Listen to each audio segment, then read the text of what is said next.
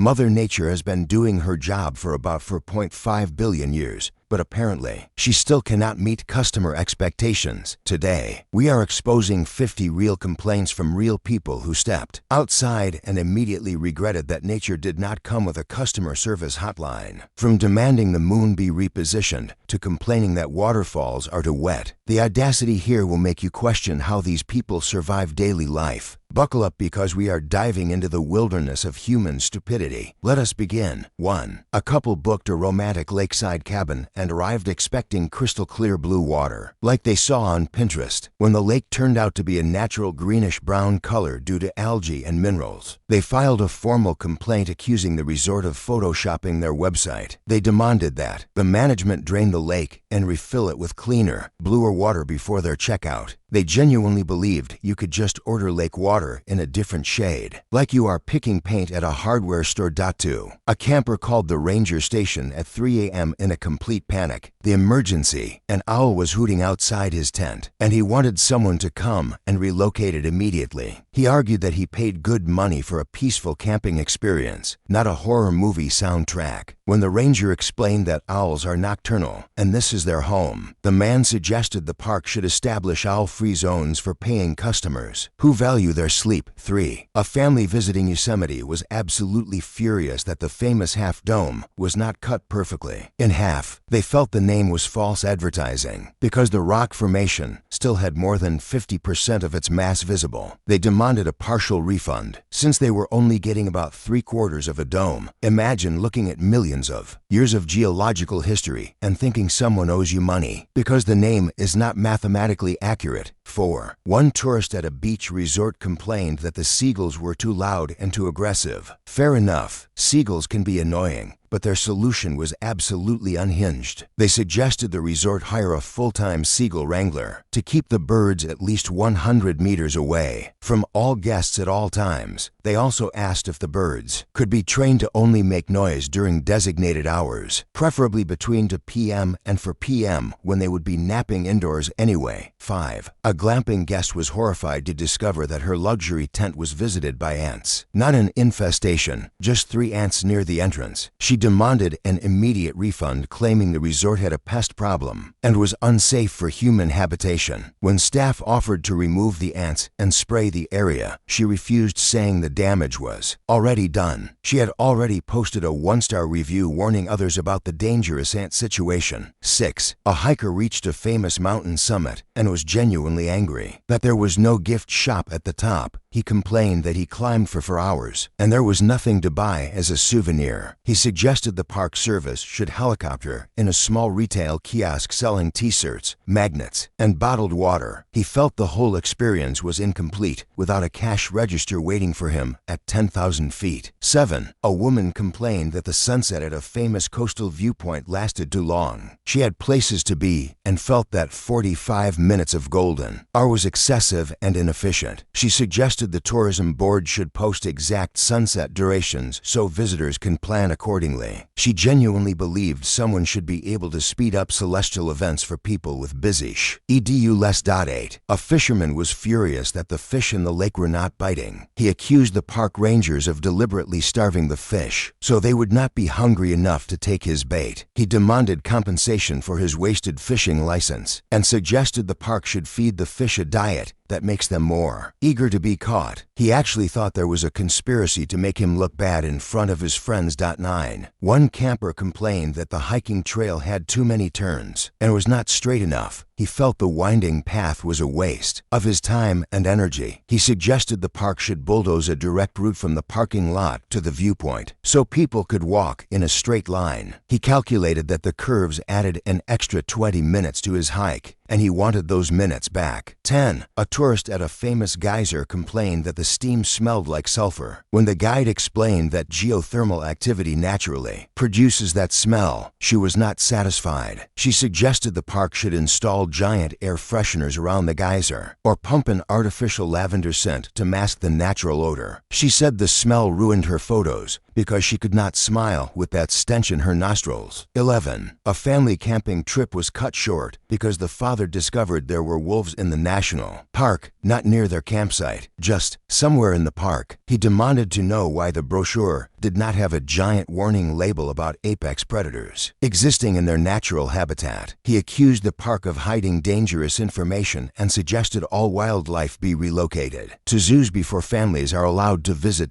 12. A beach tourist complained that the waves were coming in too frequently. She wanted to sunbathe near the water, but kept getting splashed every few seconds. She asked the lifeguard if there was a way to pause the waves for about an hour so she could relax. When the lifeguard laughed, she filed a formal complaint about his unprofessional attitude toward a paying beach visitor. 13. One camper was absolutely livid that the mountain stream water was cold. He wanted to wash his face in the morning and was shocked that glacier-fed water was not room temperature. He suggested the park install water heaters along the stream, or at least post warning signs that the water might be refreshingly cold. He claimed he almost got hypothermia from splashing his cheeks. 14. A visitor to a butterfly sanctuary complained that the butterflies would not land on her. She had seen Instagram photos of people covered in butterflies and expected the same experience. She accused the staff of releasing unfriendly butterflies that day and demanded a refund. She actually asked if they could sprinkle sugar water on her so the insects would be more attracted to her presence. 15. A tourist in the desert complained that there was too much sand everywhere, not just on the ground, but in the air, in his shoes, and somehow in his sandwich. He demanded to know why the desert was not paved or at least covered with artificial turf. He suggested that any respectable tourist destination should have thought about visitor comfort before allowing all this loose sand to just blow around freely. 16. One kayaker left a furious review because the river current kept pushing him downstream. He wanted to paddle easily in one spot and enjoy the scenery, but physics had other plans. He accused the rental company of placing him in a defective section of the river that was flowing faster than advertised. He asked why they could not just dam the river temporarily for tourists who prefer still water. 17. A camper complained that his campfire produced too much smoke in his eyes. He had tried sitting on every side of the fire, but the smoke followed him everywhere. He blamed the campground for selling low-quality firewood that was engineered to irritate customers. He demanded a smoke-free fire option and suggested the park should invest in smokeless log technology for their premium campsites. 18. A visitor to a rainforest was shocked and appalled that it was raining. She had not packed an umbrella because she assumed rainforest was just a name, like how Iceland is not actually covered in ice. She demanded the tour company provide rain refunds for anyone who gets wet. During a rainforest visit, she genuinely believed the jungle should come with some kind of weather guarantee. 19. A stargazer complained that the stars were not organized in a way that made sense. He could not find any constellations because the sky looked like random dots to him. He suggested the park should provide laser pointers that automatically trace constellation patterns so guests do not have to use their imagination. He said the night sky needed better graphic design. 20. One tourist at a volcano was disappointed that it was not actively erupting. She had traveled thousands of miles expecting lava and explosions, not a quiet smoking crater. She accused the tourism board of false advertising and asked when the next eruption was scheduled so she could plan her return trip. She genuinely believed volcanoes erupt on a predictable calendar for tourist convenience. 20-1. A camper complained that the tent stakes would not go into the ground properly. The ground was too hard and rocky in some spots. He blamed the campground for not pre-softening the soil before guests arrived. He suggested the park should till and air at every campsite like a golf course so people can set up their tents without any effort whatsoever. 20-2. A woman was furious that the waterfall mist was making her hair frizzy. She had spent an hour styling her hair that morning, and the natural humidity was ruining everything. She demanded the park install blow dryers near the waterfall viewing platform, or at least warning signs about the frizz potential. She called it an accessibility issue for people with high-maintenance hair. 20-3. A tourist complained that the hiking boots he bought specifically for the trip got dirty on the trail. He expected the pots to be clean enough to keep his brand new boots looking fresh. He suggested the park should power wash the trails weekly or provide disposable boot covers at the trailhead. He returned the boots to the store claiming they were defective because they attracted dirt. 20-4. One visitor to a famous canyon was upset that she could not see the bottom. The canyon was so deep that the Colorado River looked like a tiny ribbon far below. She felt this was a design flaw and suggested the park install giant mirrors at the bottom so people could see what was down there without having to hike. She called the canyon intimidating and user-unfriendly. 20-5. A camper complained that the birds started singing at 5 a.m., which he considered unreasonably early. He wrote a formal letter to the Park Service suggesting they establish quiet hours for wildlife. He proposed that all birds be relocated to a soundproof section of the forest until at least 9 a.m., when civilized people are ready to start their day. 20-6. A tourist was angry that the beach did not have enough shade. She expected palm trees to be positioned exactly where she wanted to sit. She suggested the beach management should install movable artificial palm trees that guests can reposition throughout the day to follow their personal shade preferences. She called the current tree arrangement lazy and inconsiderate.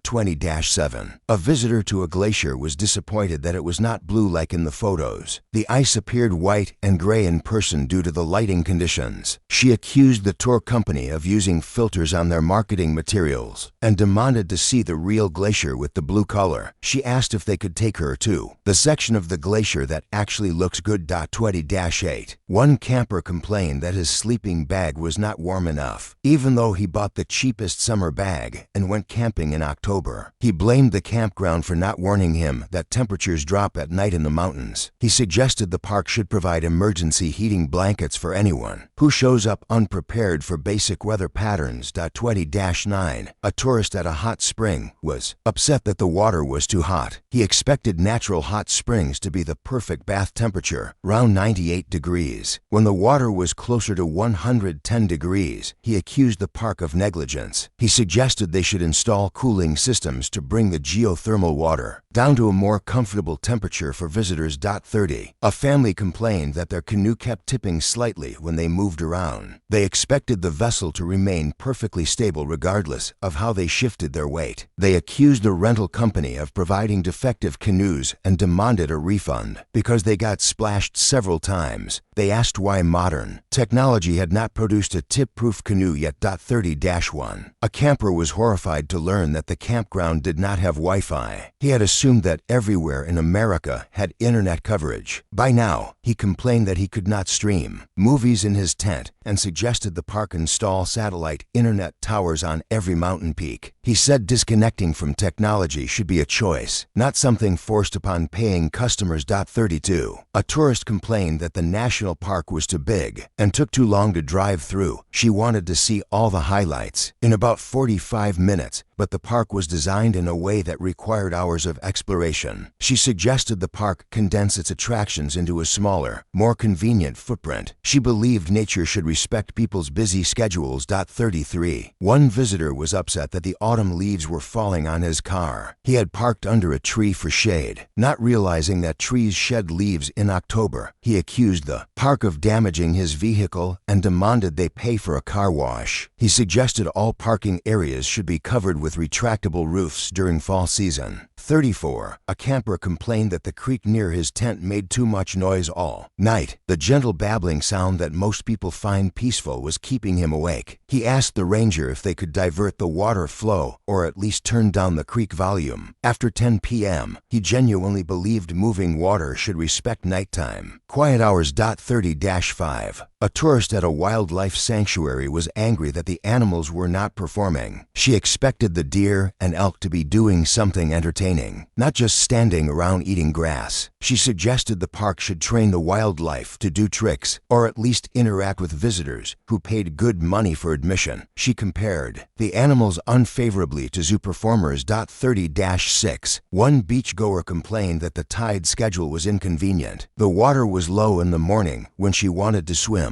and high in the afternoon when she wanted to sunbathe. She asked the resort if they could adjust the tide times to better align with tourist preferences. She believed coastal destinations should offer customizable ocean schedules. 30-7. A hiker was furious that there were bugs on the trail, not biting insects, just regular beetles and flies doing their thing. He demanded the park service spray the entire wilderness with insecticide before hiking season. He suggested that any trail open to the public should be completely bug-free. A camper complained that the moon was too bright and kept him awake through his thin tent fabric. He asked if the park had blackout tents available or if they could do something about the lunar situation. He suggested camping areas should be positioned in valleys where moonlight cannot reach. He wanted darkness on demand regardless of celestial mechanics. 30-9. A tourist visiting a famous cliff was upset that she was not allowed to climb over the safety railing for a better photo. She complained that the park was too strict about safety rules and was ruining her Instagram content. She suggested they create special zones where influencers can access dangerous areas for content creation purposes. 40. One visitor complained that the hiking trail was too natural and did not have enough signage. She got confused at one point because the paths looked similar. She suggested the park install digital navigation screens every 100 meters with touch screen maps. She believed getting slightly lost in nature was unacceptable in the modern age. 40-1. A camper was upset that the firewood he gathered was damp and would not ignite easily. He blamed the forest for producing low-quality kindling and demanded pre-dried, premium firewood be provided free of charge. He suggested the park should have wood-drying facilities so campers never have to struggle with natural moisture content. 40-2. A tourist complained that the famous rock formation did not look like its name. She traveled to see a rock called Eagle Peak, expecting it to actually look like an eagle from every angle. She felt misled and suggested the park rename attractions to more accurately describe what visitors will actually see. 40-3. 1 beachgoer was upset that the seashells on the beach were broken. She wanted perfect, intact specimens for her collection, but kept finding fragments. She accused other tourists of breaking the shells and suggested the beach should be monitored to prevent shell vandalism. She asked if they could import nicer shells from somewhere else. 40-4. A camper complained that the public restroom was too far from his campsite. He had to walk nearly 100 meters in the middle of the night. He suggested the park should provide portable toilets outside every tent or at least install moving walkways to the bathroom facilities. He called the distance inhumane. 40-5. A tourist was angry that the famous scenic viewpoint was crowded with other tourists. She wanted the location to herself for photos and was upset that other people had the same idea. She suggested the park implement a reservation system where only one person can access the viewpoint at a time for a 15-minute private photography session. 40-6. One visitor complained that the pine needles on the forest floor were poking through her yoga mat. She had come to do outdoor meditation and the ground was not cooperating. She suggested the park should designate certain areas as yoga zones with soft artificial grass installed for visitor comfort. 40-7. A camper was upset that raccoons tried to get into his cooler at night. He had left food outside his tent and was shocked that wildlife was attracted to it. He blamed the park for not having trained the local raccoons to respect private property. He demanded compensation for the food that was stolen by these forest bandits. 40-8. A tourist complained that the river was flowing in the wrong direction for her planned photos. She wanted the water to appear flowing toward her in the background, but physics disagreed. She asked the tour guide if there was another section of the river that flowed the other way. She could not comprehend that rivers only go one direction, toward the sea. 40-9. One visitor was furious that the national park charged an entrance fee. She believed nature should be free because God made it. She argued with the ranger for 20 minutes about capitalism ruining the wilderness experience. She demanded to speak with whoever owned the mountains because she had some complaints about their pricing policy.